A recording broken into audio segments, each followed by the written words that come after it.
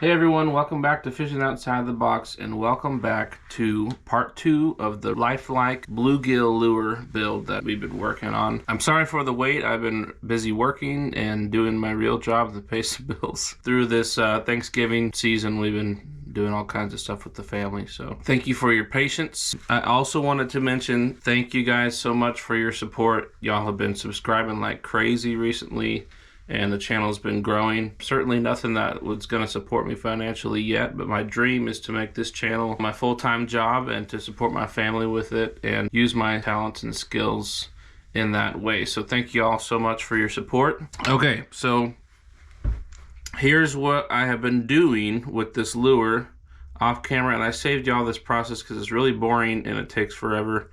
I have been smoothing this lure out, filling all the little cracks, sanding, painting it to get it smooth, sanding again. It's not perfect, but it's pretty good. Been getting it smooth, painting it with lots of coats of primer, sanding it, and I think we're ready for the molding process. Another thing to remember is once I pour one, I can always sand the imperfections out a little bit there as well. I have some ideas of maybe some shortcuts we can take with molding that I want to try. So we're gonna get on into this and see what we can come up with and get this lure poured up and painted and get on to the next bait. So stay tuned, should be pretty cool. All I'm doing is suspending the lure halfway in my mold box. Somehow I'll have to figure out how to do that. And then after I have it suspended in there, then I can pour my bottom half. It'll come up, it'll be perfectly flat. I don't have to worry about getting my clay.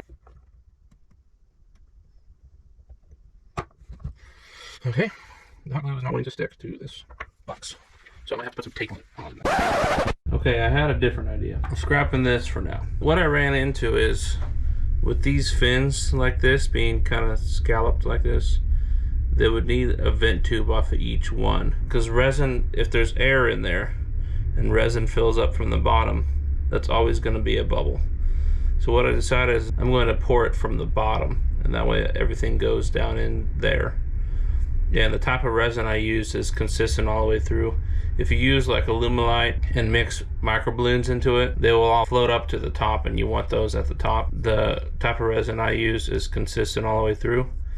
So I'm going to pour it from the bottom, and I'm going to do them individually. What I need is pour spout at the bottom, and what this is going to do is when I pour the silicone into the mold, it's going to keep it, the master, from floating, and that can be a problem. So it's going to hold it in place.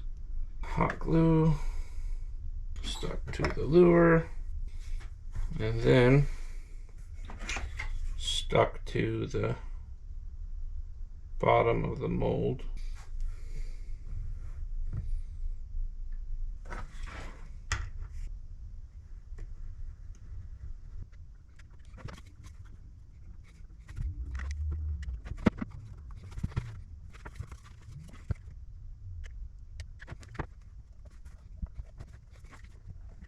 Okay, I have my little box built, put together with hot glue and particle board. It's real slick on one side, so it's going to be alright for silicone. And I have my little first piece down in there. It's glued to the bottom with a pour spout. So all I need to do is fill this box up to the top, not to the top of the box, but to the top of the piece with silicone. And then I'll cut it open afterwards. Alright, so here we go with the silicone. Zero the cup out. 101, that's close enough. Now let's start mixing it.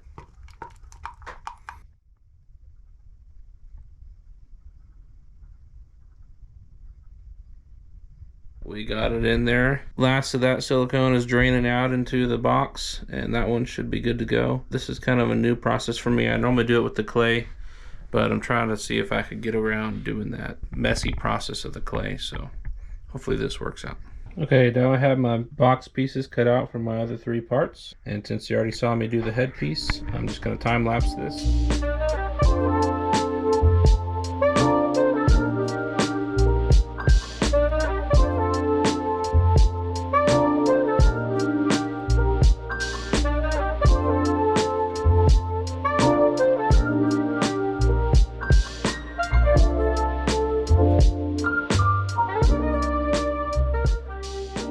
Okay, I have the other 3 boxes made and all the little parts nestled down in there. So now we're going to mix up the rest of our silicone and pour these in.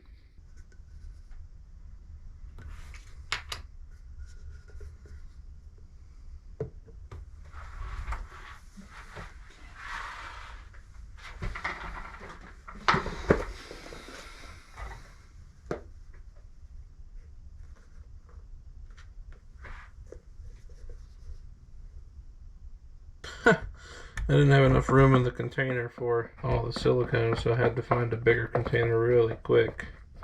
And this screw box was the closest thing.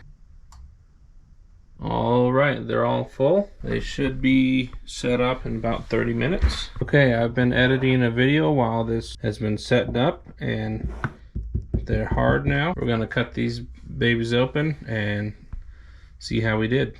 So, first of all, we got to bust the boxes open, and then we'll see what we can do as far as cutting them open. So let's just take it.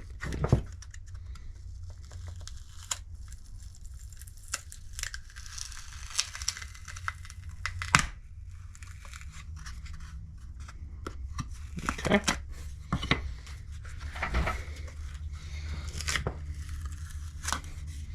There's our pour spout on the bottom.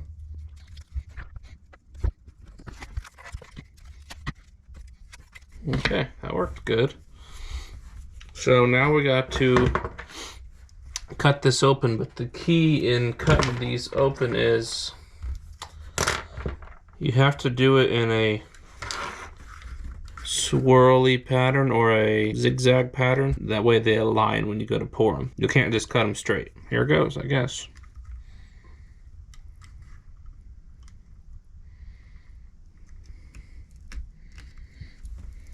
Okay, we got it all cut open, and here's our master.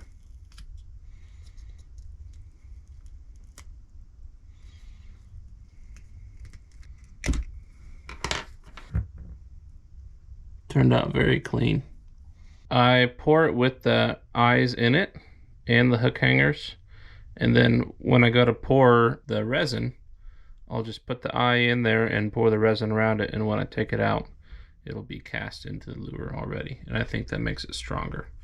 So let's cut open the other three.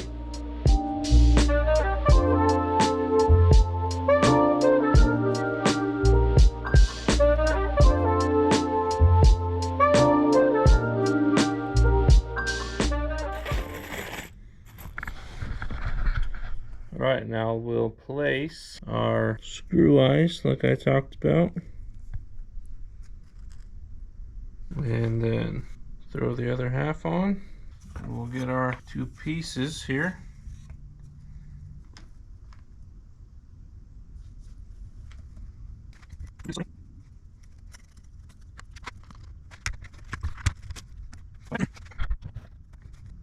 There's that. This is the resin that I use. It's called Featherlight by Smooth On. The reason I use it is because it floats without having to add any extra microballoons to it.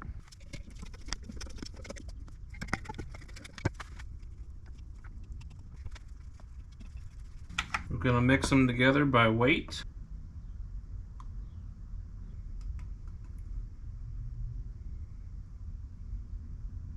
Alright, I got to mix this resin up and pour it.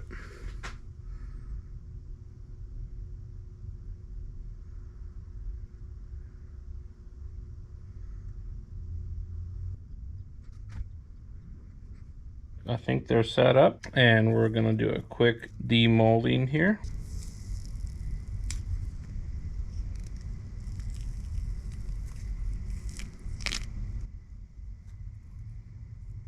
Woo-hoo-hoo-hoo, that's exciting.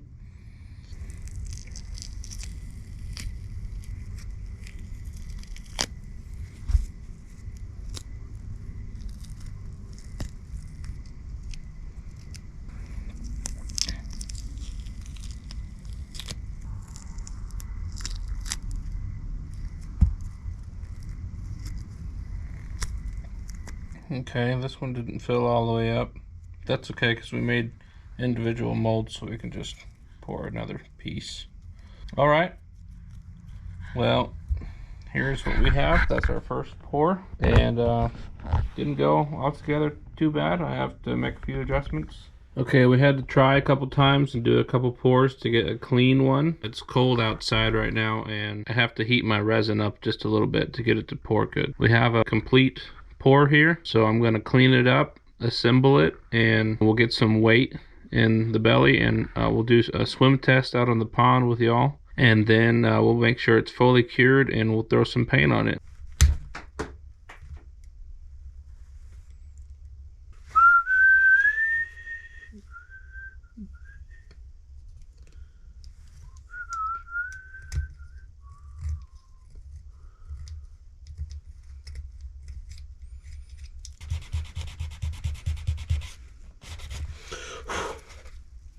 Alright, now to put the pins in. Gotta drill all these very carefully.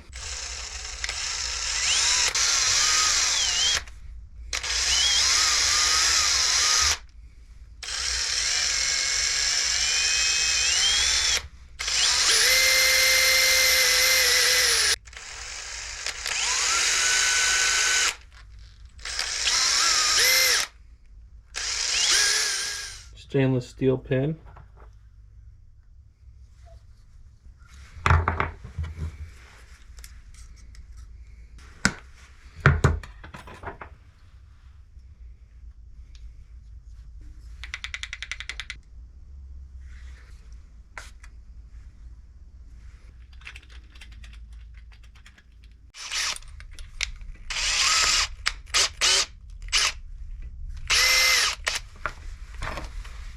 Okay, I want to put a little bit of lead in this piece and a decent amount in this piece.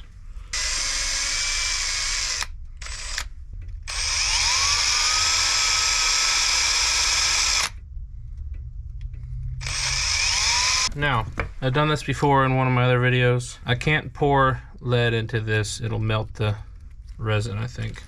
So I get two pieces of wood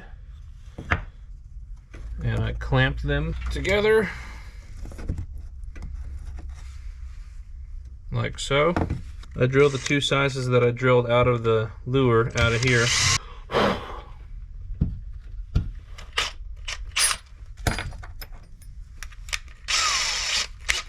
I drill it right on the seam, so when I take the two halves apart, the lead will just pop right out. I have my lead pot hot.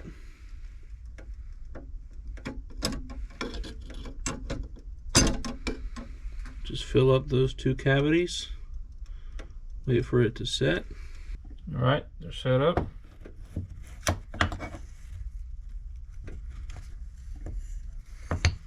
There's one piece. And there's the other, and they should fit in the hole that I drilled.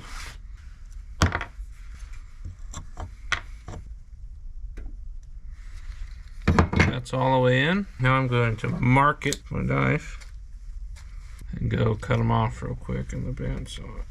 Now let's go swim test it. Got the weight in there. I'm going to bring my drill with me to drill out any excess if I have it too heavy, and we'll get that sink rate just right. All right, got all my stuff.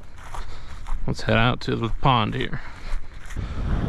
Let's try not to fall in. This dock is basically completely rotten.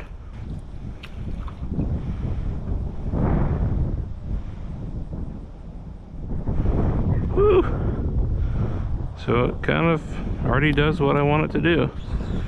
Does not sink. It might dive a little on the retrieve. Wow. That thing is stable. So here we go. Here's a regular retrieve.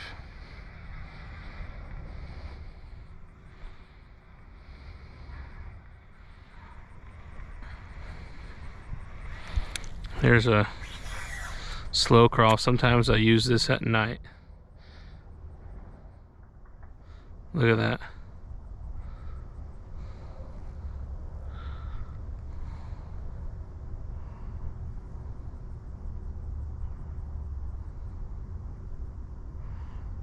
Just super slow speeds. And then this is how I really like to use these things. That's as fast as I can possibly reel, and it's not wash it out. So that's a victory right there. Like a burn and stop. I could add more weight to this and get it to sink, but this is really how I like to use them on the surface like this. So I'll try to get some cooler shots.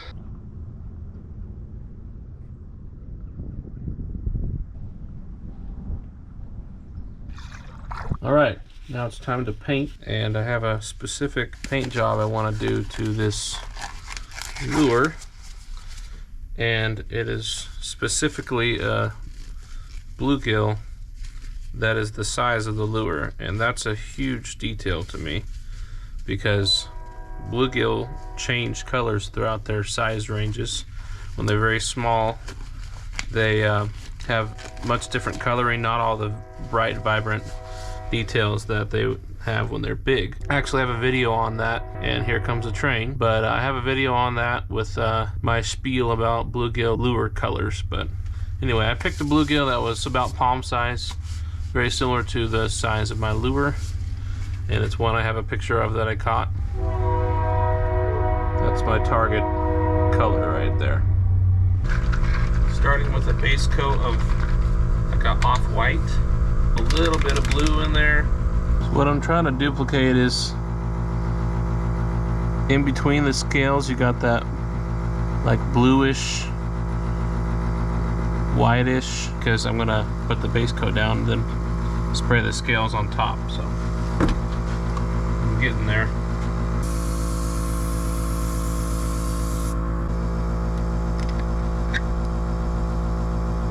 Okay, on top, in between the scales, it's more just like a green pumpkin.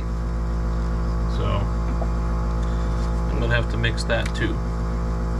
Okay, I got it. You probably can't see it. See it a little bit.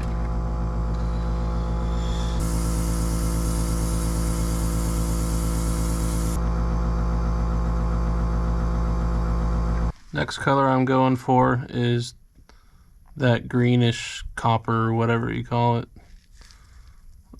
on the scales.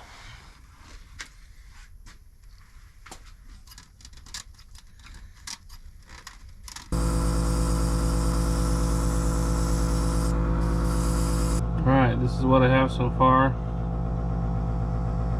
I don't know if you can see the scales.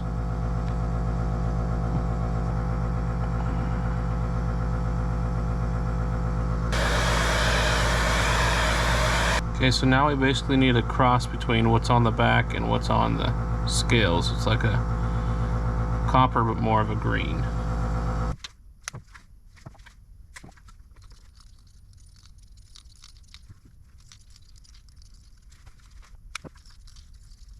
Okay, got it right here.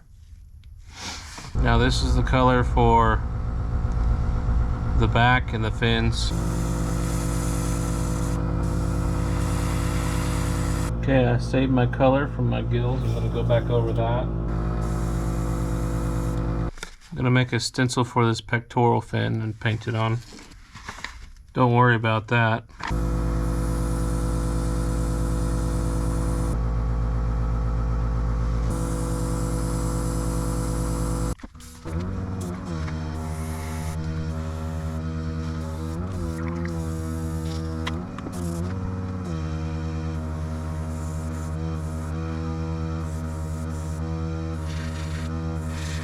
I'm done. One thing I stress in thinking outside the box is a lot of times when people are painting the paint job, they paint what they want to see, not what they're seeing in their reference photo. There is no orange in this model that I'm trying to paint, so I didn't put any orange. I wanted to, because I know it looks like what I'm led to believe a bluegill looks like, because that's mainstream bluegill paint job. But in this reference photo, there's no orange, so I didn't put any orange. I think we need to see fishing for what it is, lure making for what it is, and just make what we see in the actual fish, not what we want to see. Because when we push our notions on lures, then it loses that realism and that authenticity. So just a little takeaway from this painting session. So here's where I'm at. I gotta wait for this to dry, slap eyes on it, and clear coat it. There's my tail that I need to put on. Hey, look at all those jig heads. And then she'll be ready. I don't know what she'll be ready for because it's winter and this is a spring lure, but she'll be done. And I can move on to the next lure.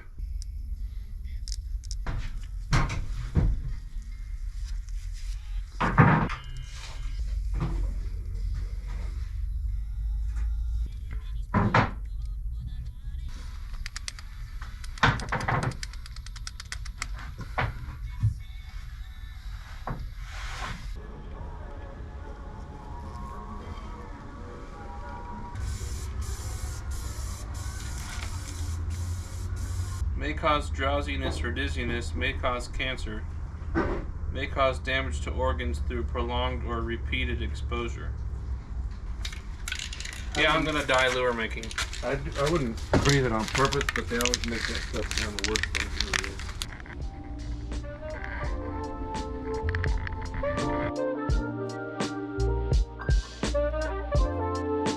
is. Thank y'all for watching Fishing Outside the Box. Thank y'all for watching part 2 of this realistic bluegill lure. And if you liked it, hit the like button, subscribe for more lure making content, more fishing content. Appreciate y'all a lot for the support, and we'll see you next time.